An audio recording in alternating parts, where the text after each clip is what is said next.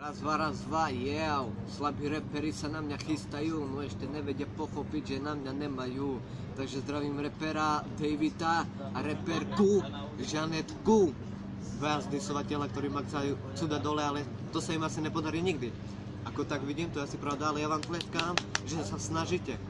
To je veľmi dobré, že sa snažíte na mňa dať dis. A Žanetka, ty sa spýtaj svojho kamaráta, Davidka, reperka, banána, jedného skurveného, že ako ťa ohovára a čo o tebe rozpráva, a ty, Žanetka, ma neohovára, lebo všetko Davidko to hovorí, všetko to hovorí. Ty ohováraš, to všetko sa hovorí. Ty to ani nevieš pochopiť, čo on o tebe rozpráva, ale to nič. Ideme k tomu disovateľia, vy ste dvaja, vaše disy sú iba na piču, keď tak to zoberiem. Je to asi pravda, nie? Že ne taký vieš z hlavou asi teraz, že som kokot, ale nie som. To vy ste dvaja tronťošovia pojebaní. Čakám na vás dis, dúfam, že ma dáte dole. Dúfam, že sa rozplačem pri tom, jak ma dáte dole, jak vypočujem tú pesničku. Vy ste ešte pre mňa deti, čo sa týka rapom.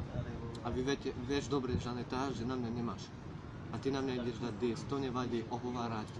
Kľudne ma ohováraj, ale to ti nepomôže pri tom rape, čo bude. Čakám na vás rap, dúfam, že ma dáte dole, držím vám palce. Keď bude, tak hneď mi to pošlite, hej, teším sa veľmi dobre a ďalej ohováraj, Žanetka.